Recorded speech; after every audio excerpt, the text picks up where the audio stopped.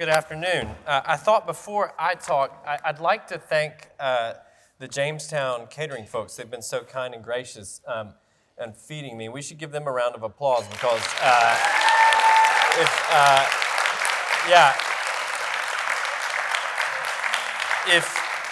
if you're like me and you like food, I appreciate anybody who gives it to me. What I want to do today is, I've written a book recently, so most of my talk is going to come from stuff about that, but I actually realized something I had written in the introductory chapter that I'm going to correct myself on because I feel like I'm in a forum that I can probably do that. First of all, it's been fantastic for me to be here with you, with the scholars, and with the faculty.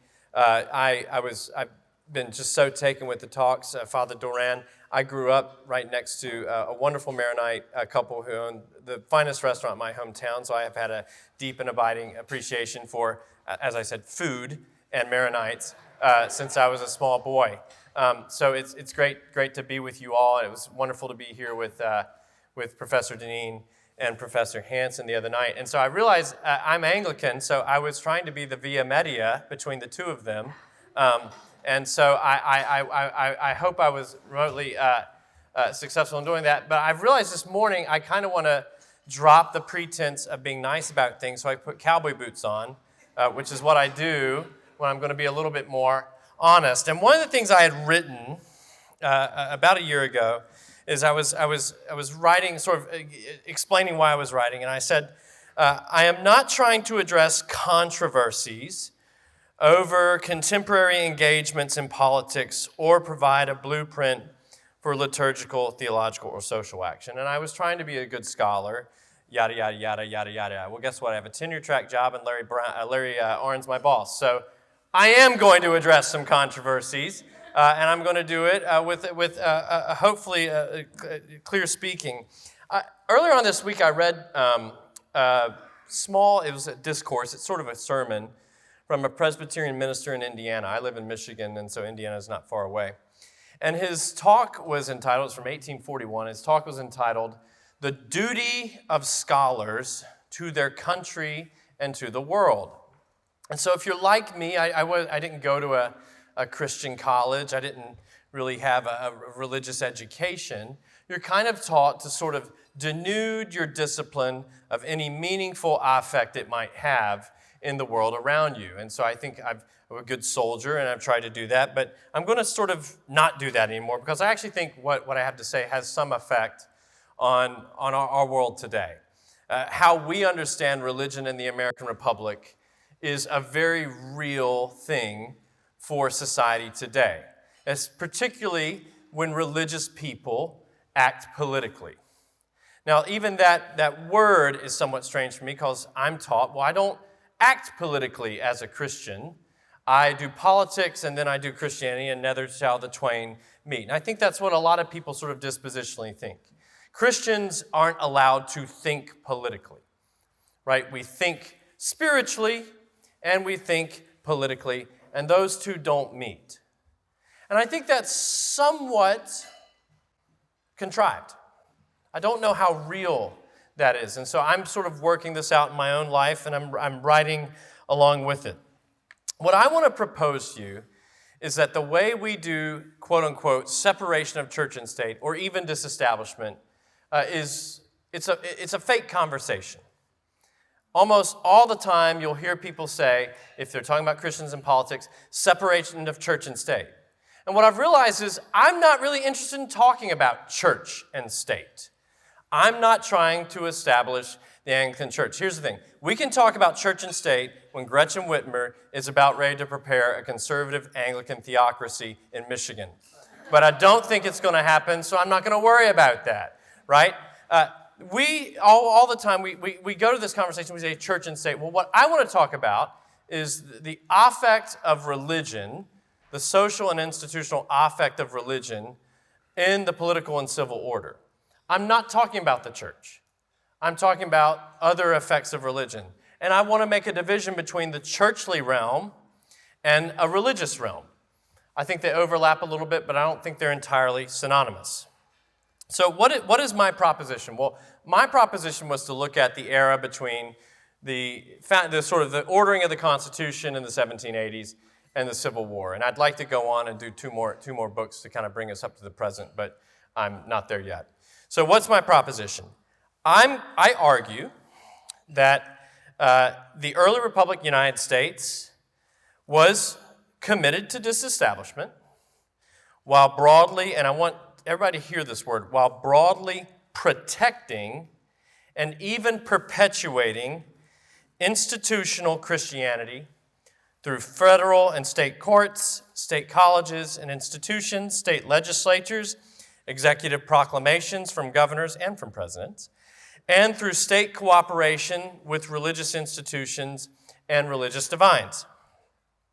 These were not attempts to create a state church or even a pseudo-state church, precisely because most politicians and most intellectuals and most observers in the era did not believe that Christianity needed a state church or churches to maintain its institutional position in the American civil, political, educational, and social orders. Almost every major Protestant denomination and intellectual rejected the perceived Erastianism of historic Protestant churches, and so too did American Roman Catholic intellectuals in the era. I'm going to talk a little bit, hopefully, about Dagger John Hughes. Does anybody know who Dagger John Hughes is? Who is Dagger John Hughes? He was in New York, correct? Yeah. What was his job? I know he tried to get the state to fund Catholic schools at the same level they're funding Protestant. Yeah. What was he? Yeah, he was Archbishop of New York. And by the way, if you've gotten to a nickname where they call you Dagger something, you've won, right? You did it. Good work to the Archbishop. So here's my argument. Disestablishment disconnected church and state, but it didn't separate them from an understood mutual purpose of creating and upholding a moral order committed to historically Christian conceptions of virtue. Christians in the United States historically believed that their faith had a necessary and salutary effect on law, politics, and society that deserved to be preserved and perpetuated by the magistrate. They think that the government needs to do its job to uphold Christianity. But this did not preclude a belief in what we would call religious liberty. They're not trying to make this a liberty argument. So I'm not going to try to address too many modern controversies, but I want to give you one example. I was asked, if you work at Hillsdale, turns out people care about us. I'm not sure why. We live in the middle of nowhere. And people will know sort of, okay, well, these are guys who might be on our team if we have some sort of conservative legal situation going on. So I was asked to write something for a group of Roman Catholics in Oklahoma who were trying to get public funding for a Catholic charter school. Has anybody heard about this? There was an attempt to create a Catholic charter school. And so, of course, the outcry comes, and it's like, no, you can't do that. It's establishing a state church. Well, I don't think schools are churches to begin with, but let's actually carry this argument out. What in the Constitution, what about the American order precludes a group of Roman Catholics locally, in sort of democratic fashion, if they're a majority of a local, constitutionally organized political unit, what precludes them from using the money that they pay in order to build a charter school that has beliefs that are determined by the Catholic Church? And I'm asking you. You can play devil's advocate here too. Yeah. Yeah. I think it's a misreading of the First Amendment. You're right. Yeah. Well, anybody have? Who wants to play devil's advocate? Who wants to be like the lib in the room? Yeah. Dr. Foster. The Supreme Court has said mathematics textbooks may be paid for in Catholic schools, but not religion. Right. And so why do we have that division? So I can do math as a Catholic, but God forbid I do theology as a Catholic. right? I'm Anglican. We don't have any real belief, so it's easy for me. But, right, like, what is it about this that sort of raises the cackles of so many people? Yeah.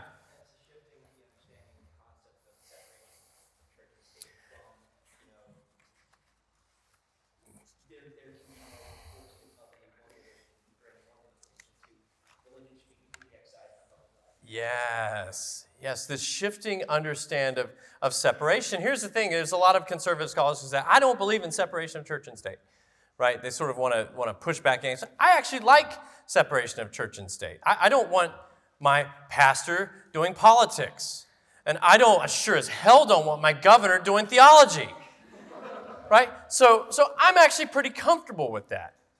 So what we're saying, though, typically, when we say we don't when we want separation of church and state, nowadays, though, is we want religion separated from any, my words again, necessary and salutary effect it might have on society.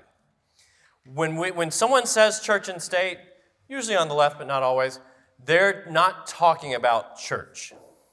They're talking about something much bigger than church. And so you made this point. What's your name again? Lee, you made this point about it's a change in this understanding of separation of church and state. It's interesting to me, where's the phrase separation of church and state come from, by the way? Who wrote it? Thomas Jefferson, Uncle Tom, right? Emo Tom, right? And who did he write it to? Does anybody know? Who did he write it to? Yes, I just drove up through there, New England, which scares me. I'm a Southerner. I just get a little creepy when I'm in New England. Letter to the Danbury Baptists. And what does he say to this Baptist Association? He says, right, the wall of separation.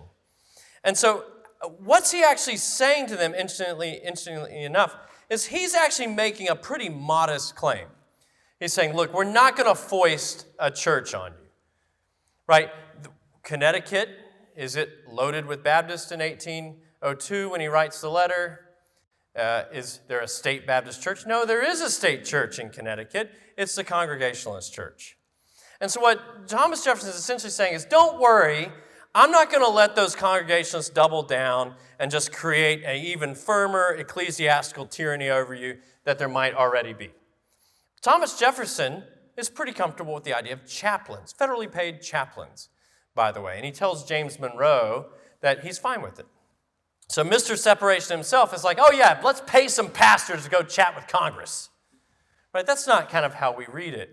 What I want to propose, though, is Jefferson's the first cause of the confusion, though. I don't think he's necessarily the cause of what we would call progressive sort of nonsense about religion today, but he's the first cause of confusion. And the reason why is because even as Jefferson tells the Danbury Baptists he's not going to foist a church on them, he is actually interested in going after churches.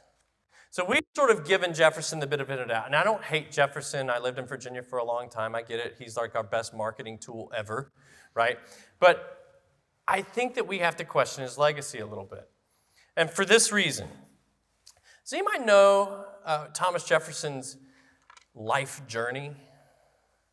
We typically know a little bit about him, but I don't think we understand the relationship between his psycho-emotional life and religion. We've kind of always assumed Jefferson's just a deist, and he ends his life as a Unitarian. That's what we typically know. You probably have heard that. He's a deist, right? None of us know what deist is. There's like 8 million definitions of what a deist is. No one can quite figure it out. But the thing is, you always hear is the clockmaker God, right? They believe that God wound up the clock of the world, and nature just has kind of let it go. He ends his life as a pretty convinced Unitarian, so he actually becomes more theologically interested at the end of his life. But we've typically thought that Jefferson's entire story is one of a sort of a just indifferent deist who turns into a Unitarian. That's not actually true. Jefferson's not particularly anti-religion in the 1770s. He's not necessarily even a deist. You might call him a bit of something along the orders of a low church ritualist Anglican. He's a vestryman. He actually is not particularly anti-church. Who gets most people to church in the United States throughout its history. There's one demographic that is the leading demographic in getting people in the doors of churches. Anybody know who they are? Wives. Wives, your moms and wives are who get people to church. Jefferson, how many of you know Jefferson's wife's name? Yeah. Martha, of course, Dr. Gustafson knows. But we all know, how many of you know George Washington's wife's name? Martha. How many of you know John Adams' wife's name? How many of you know James Madison's wife's name? So why the heck didn't you know Martha Jefferson's name? She's not there, right? She dies in 1782. Martha Jefferson is really the first cause of why Jefferson even thinks about religion in the first place. They have, by the way, an immaculate marriage. They're completely in love. Martha Jefferson is considered this willowy, tall, beautiful woman. She was probably about 5'9", 5'9.5", very tall for the era. Jefferson was a big guy, 6'3". They're good-looking. They're in love. They're completely obsessed with each other. And she dies, boom, fast in 1782. Something changes in Jefferson about that time. And you can actually see it in his writing on politics, too. This is where you see a lot of scholars sort of posit that there's two Jeffersons. There's two Jeffersons. One is the Jefferson, President Dumas Malone, who wrote this big 6-volume Pulitzer Prize-winning biography of Jefferson. He sort of splits it right there at the end of what we would call the American Revolutionary War. So Jefferson changes.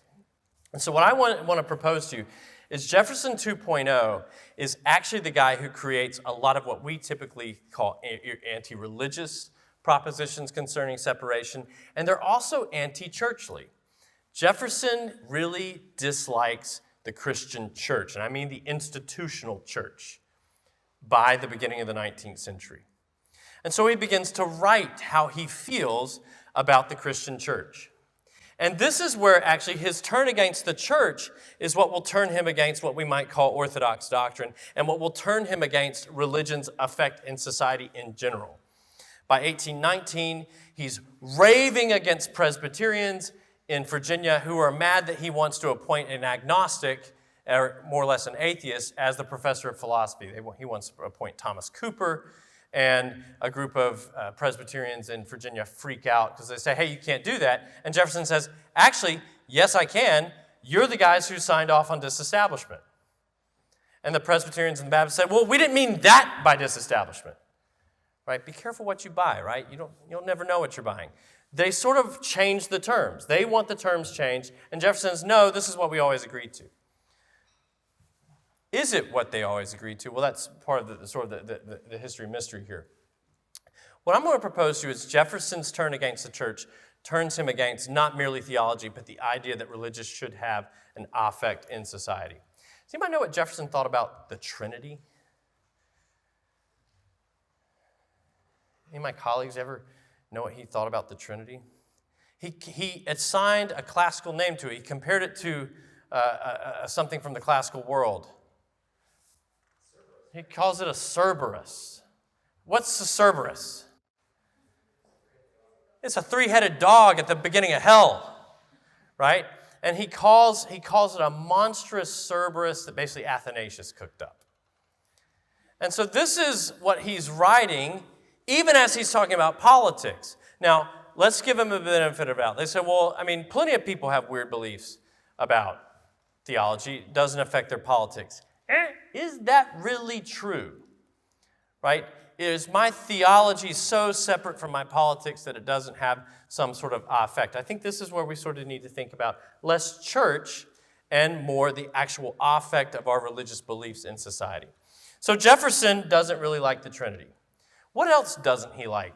He writes a series of letters in 1818 to John Adams. He doesn't like something else.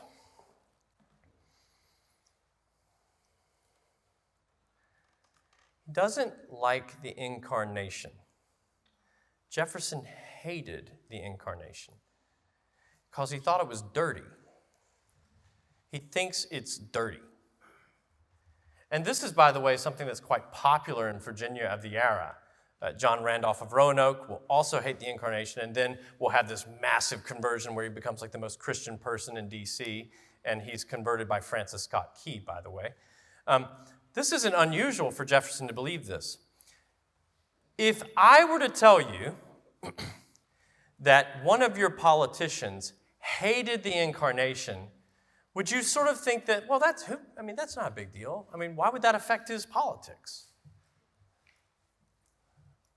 I mean, who wants to get up and, like, even amongst my friends who hold public office, I have some normie friends, believe it or not, and they're kind of like, they're kind of your good, like, kind of fusionist normie guys, and they're like, well, look, like, we need to keep religion out of politics. Like, we're Christians and we want to support good Christian values, but like theology just doesn't need to be talked about in politics.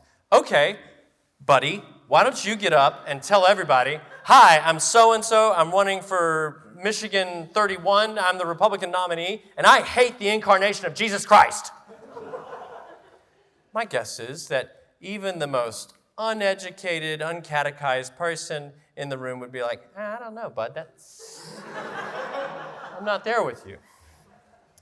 And so what we've done is we've coded this as about church and state. We've coded this whole conversation around establishing of churches, when it's actually much bigger. I want to read you a quote. I would propose to you that, and I say this in my book, Jefferson's skepticism has a distinctly anti-churchly tone. So he doesn't like the church. And it's interesting, in the era, a lot of ministers picked up on that. It wasn't like this was hidden. It's not like no one knows what Thomas Jefferson believes. He called ministers who were interested in politics the genus irritable vatum, which I don't know Latin very well, but it translates something like this: a race of angry soothsayers. Now imagine that your priest or your pastor gets up, and let's say they're not even doing it in the pulpit. These aren't guys who are necessarily preaching politics from the pulpit. They are engaging in what we might call popular politics. They're at rallies and stuff like that. So imagine a priest goes to a pro-life rally, and they say, Father, will you give the invocation? And he's a good priest, and he's like, absolutely. He crosses himself, gives an invocation. And, I mean, is that particularly like the far end of potential priestly involvement in politics? No, it's not. It's, even if you don't think it's innocuous, it's not uncommon. Jefferson thinks that guy is, right, an angry soothsayer. He thinks it's superstitious. Religion having an affect in politics for Jefferson is fundamentally seen as superstitious.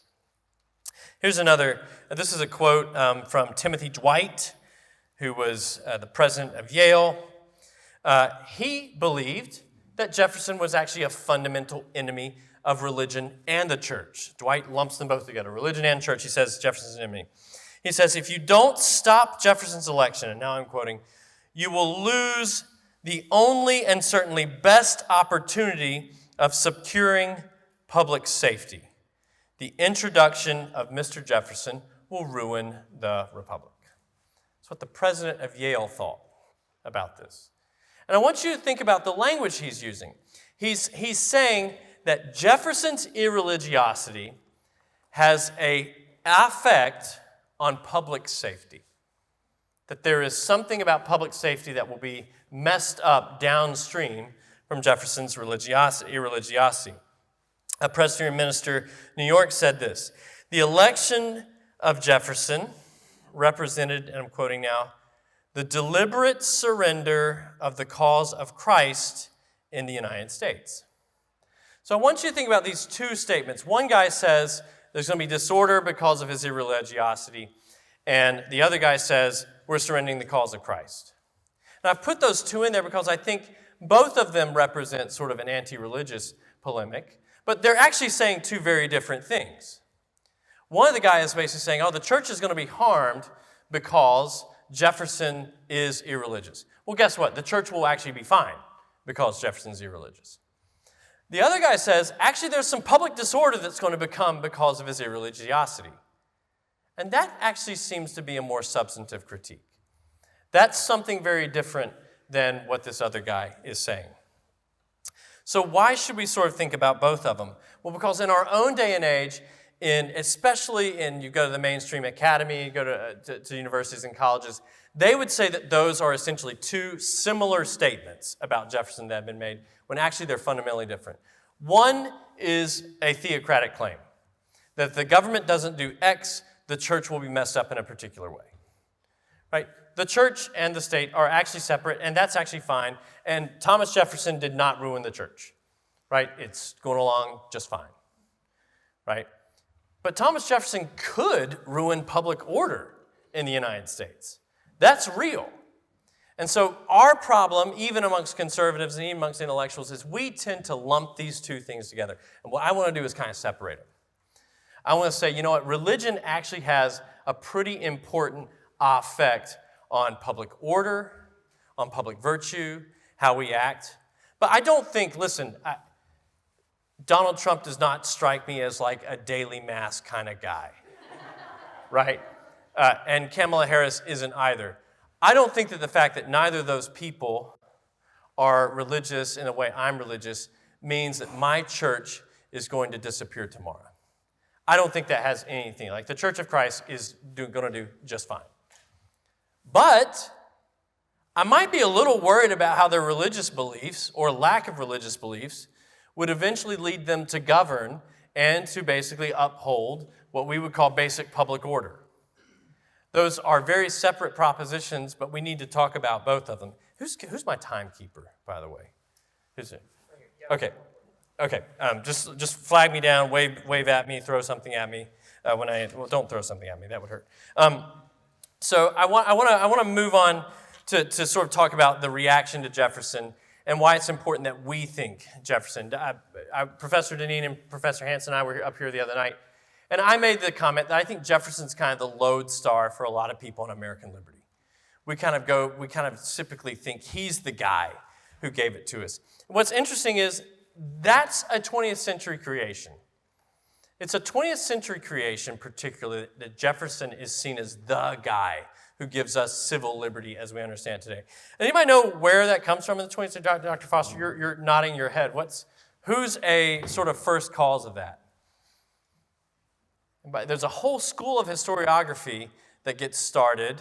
I'm going to give you the dates on it because you'll be like, oh, wait a minute. Anybody know when? For some reason, in the 1940s, Jefferson's legacy gets restored as kind of the first cause of American liberty. And there's a series of banquets that are started by the Democratic Party called the Jefferson-Jackson dinners. But the Jefferson-Jackson dinners, by the way, as we understand them, are a 20th century creation, not a 19th century creation. Why? Because Franklin Roosevelt wants to co-opt the legacy of Jefferson. And he wants you to think that Jefferson's really the guy who gave you everything you know and love about American liberty. Why? Because Jefferson believed we should be free, and free to be religious, and free from religion if we want to be. Because guess what? Religion's good, it's kind of nice, but it's not necessary for the public order. And so what I want to propose to you that most Americans before about 1930 thought it was super necessary for public order. You had to have a religious populace. You had to have a religion. It was not a diaphora whether you needed to be religious or not. So let's take one just example. I'm going to mention this guy. His name is William Lynn. You've probably never heard of him before, but he was the chaplain of the United States House of Representatives. And he's kind of a fiery guy. He's a good preacher. Everyone's like, oh, we'll make William Lynn the chaplain because he's not going to do politics. Why do you know he's not going to do politics? Well, because he doesn't do politics. That was sort of the reason why they said he's not political. Turns out William Lynn wasn't political until there was about to be a President Jefferson. And then he turned political. Why? He wasn't seen as a partisan person because he says, look, I can do my job only in so much as the whole American order understands the importance of religion. Jefferson doesn't understand why religion is important.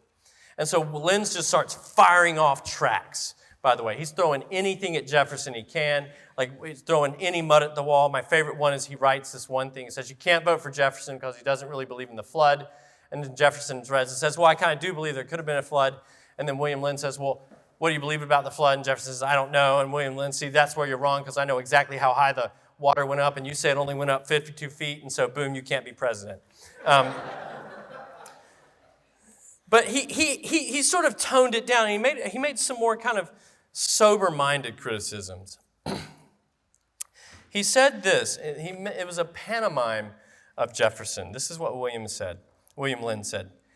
Let my neighbor once persuade himself there is not God, and he will soon pick my pocket and break not only my leg but my neck. Why did he say that? Because Jefferson had written that just because someone wasn't religious, it didn't mean they would pick your pocket or break your leg. And William Lynn said, actually, you're wrong. They will do that. That irreligion is what will lead to something like a criminal order. And so I'm going to stop there. And so I want to take the temperature. Is that actually true? Is William Lynn just being a sensational Federalist partisan, or is there something to that? Is there something to that? Americans typically think, at least until the 1940s, that religion's necessary. And what's interesting, what's telling about this is they're not actually so sectarian that they think you have to be a specific brand of Christian. They don't think you have to be Protestant. It's interesting, the understanding of that kind of goes out to really, by the middle of the 20th century, it takes in most of the Abrahamic faiths. Right before the War on Terror, there wasn't sort of the politicized Islam in the United States. So you had sizable populations of Syrians and Iraqis who were Muslims who understood we're kind of good American citizens because all the Abrahamic faiths are kind of taken in this definition of what's necessary. And most people believe that. The degree to which people think that the government is responsible for maintaining this sort of necessary effect is what we're debating. So this is why I want everybody to get out of this.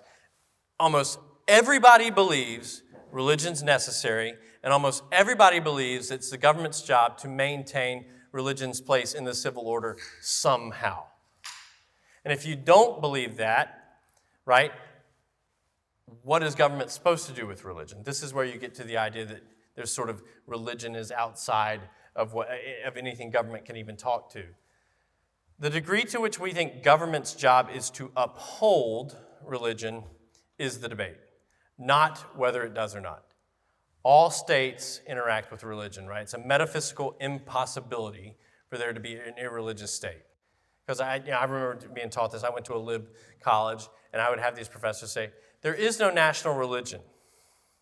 And then they would all let class out for whatever lib thing of the week was going on, right? There's always a sort of national religion. There's always a sort of state religion. I'm going to read you a quote. This is a letter written in the aftermath of the Danbury Baptist letter. It was written by a man named Samuel Wiley. He was a Presbyterian. He was a professor at the University of Pennsylvania, which was, by the way, considered a non-sectarian college. The University of Pennsylvania in the era was about as close as you could get to not having a church school. And he wrote this. He opened a debate on what he called the Constitution's compatibility with Christianity and the proper bounds of religious uniformity in the newly founded republic. What did he challenge? He challenged what he called certain Christian understandings of early America and the Constitution. And he says, I agree with Thomas Jefferson. And so a lot of people looked at that and see, there you go. He's challenging the fact that Christianity is sort of necessary for the maintenance of the public order. What Wiley was actually challenging, this is interesting, is a small group of people within the Presbyterian Church who said that the government was invalid because it didn't specifically reference the Trinity. Every single thing you see, especially in 1801, 1802, 1803, the context for which Jefferson's writing this letter was because there was a move then, and later a move in the 1870s to do the same thing, to put a Trinitarian provision in the Constitution.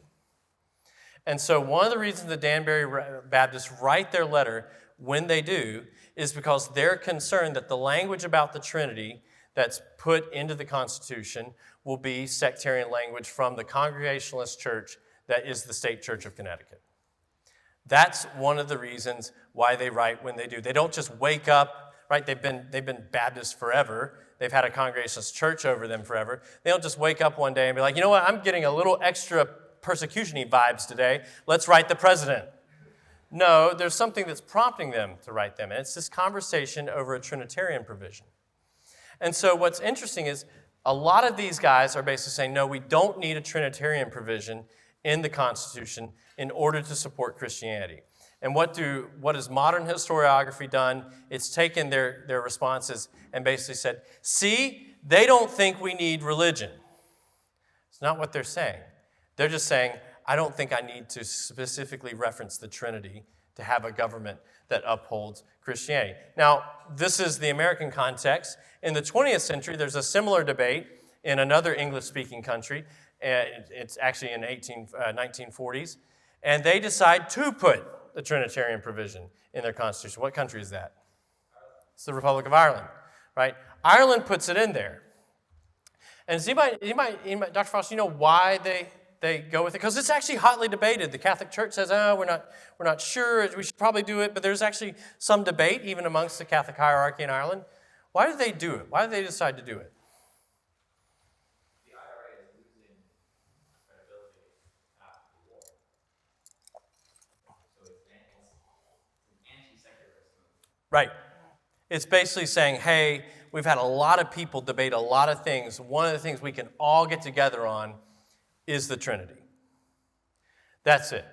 It's actually a non-sectarian move. In the United States, the same proposition is seen as sectarian. Why?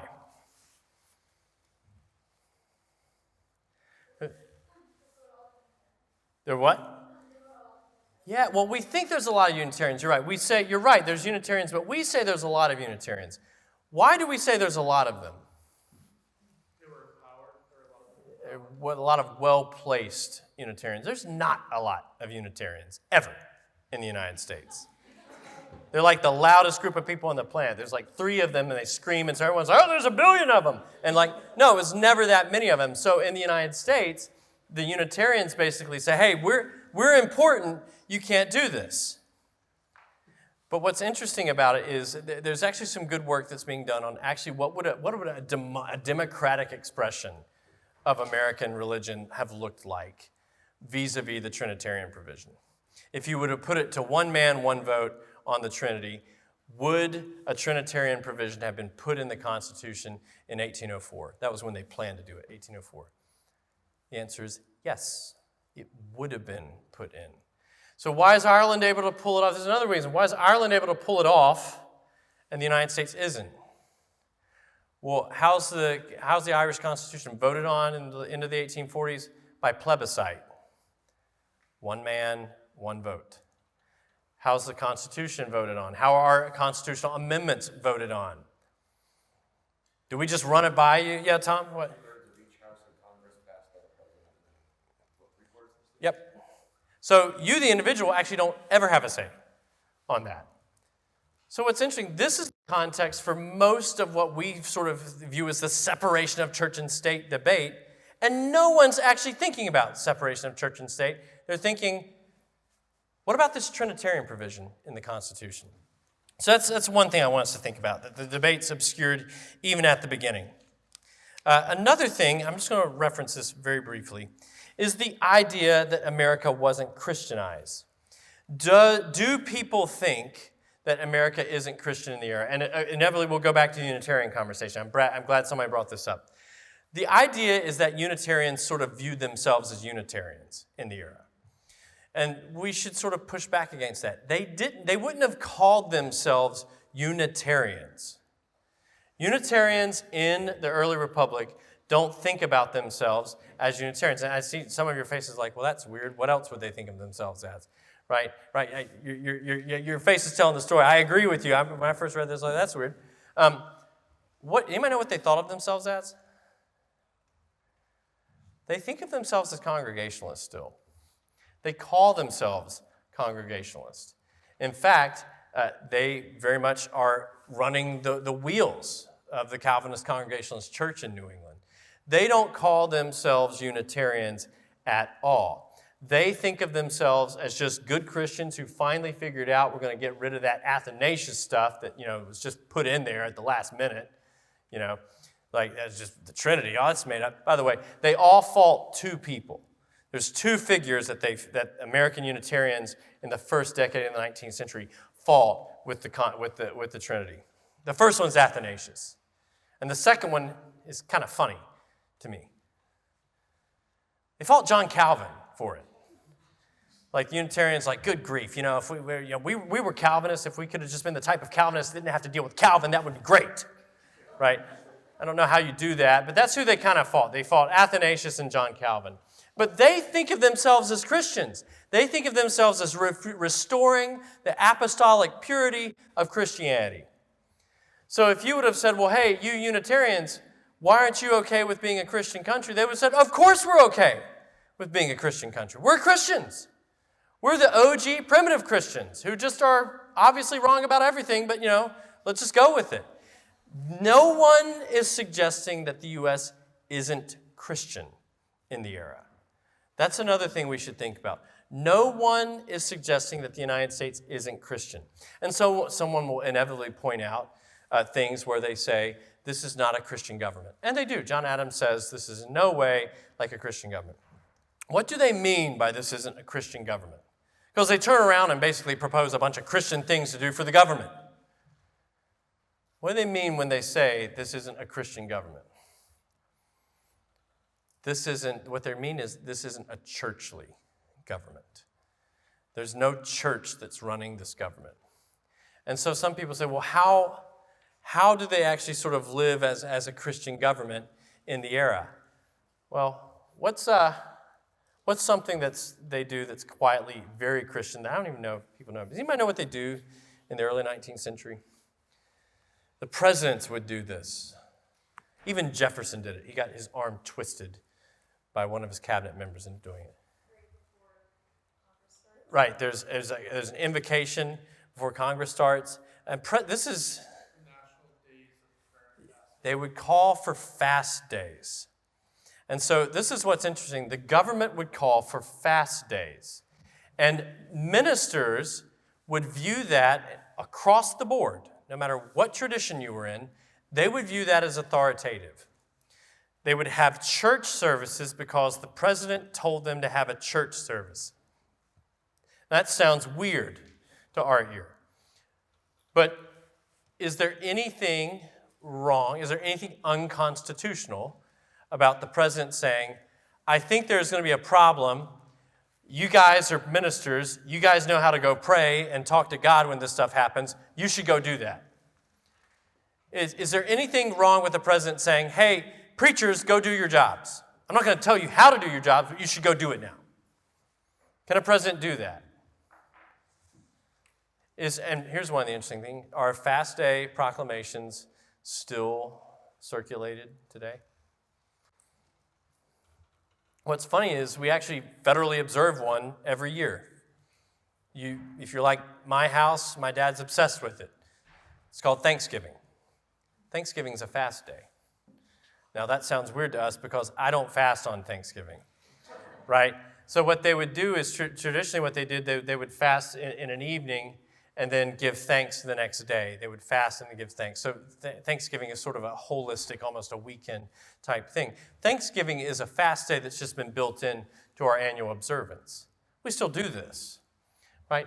The question, like I'm saying, is never whether we can do it or not. The question is how much. We're asking about a sliding scale. Sometimes if you write books, sometimes editors will say, well, is this a book that's actually turning up a notch or is it flipping a switch? And we've tended to have this conversation on the paradigm of flipping a switch. It's either, yes, it's religious, or no, it's not religious. And in fact, it's always religious. The question is just how much. How far do we go on that dial? And what I want to propose to you is that dial is pretty far turned up in the early republic, and it's turned up by almost everybody, even people who we don't typically think of as particularly religious, like Unitarians. Guess what? They think of themselves as good Christians in a Christian country. And how much is the tentacles of that belief in our institutions? It's deeply embedded, particularly in education.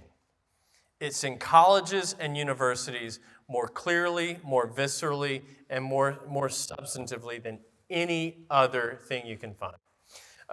One of the professorships that was regularly created in the era was something called a professor of the evidences of Christianity. And these were state universities. University of Indiana had one, University of Michigan had one, University of South Carolina had one, University of Delaware. Everybody was expected to do that, by the way. And all of these colleges and universities were headed by clergymen in the era. Education, state education, was seen as one of the ways that the state sort of ramped up religiosity and did it via state and civil institutions. So let me ask you this. I live in Michigan, and there's not been any change that I know of to our state constitution that would preclude me, let's say potentially I become the president of the University of Michigan. That won't happen, but it's fun to think about. If I were to say, Excellency, I would go to the governor and say, Your Excellency, just some quick news of what I'm doing with my administration at the University of Michigan. First of all, we're hiring Harbaugh back because that was fun. And second, we're going to create a professor of the evidences of Christianity. Have a nice day. Bye. You think Gretchen Whitmer would call me back and be like, that's cool, sounds good? No. I think there would be a little bit of an uprising. Why? Why would we react, and you probably have friends, your normie friends even maybe, that would be like, oh, no, government can't do that. Why do we think that me, the hypothetical president of the University of Michigan, can't hire a professor of the evidences of Christianity? First of all, it's just a fun name, right? I mean, I'm assistant professor of history. I'm going to go talk to Dr. Arn and be like, hey, can you crank this up like professor of the evidences of historical awesomeness or something like that? Like, that would be better. But we hear evidence of Christianity. We're like, whoa. The government can't do that. The government can't do that. So I want us to think about why we're so convinced that things have changed. And particularly why we're so convinced things have changed constitutionally and legally. I don't have all the answers, but I think they're worth asking. Krista, are we about time? Close, yeah. Okay. Take a break for Q&A soon. All right, I'll land the plane here. Anyway, thank you all for your time. I'm going to be quiet, so maybe we'll have some good questions and answers. I don't know why I've kept this pen with me the whole time. There we go. But anyway, thank you all for your time so much.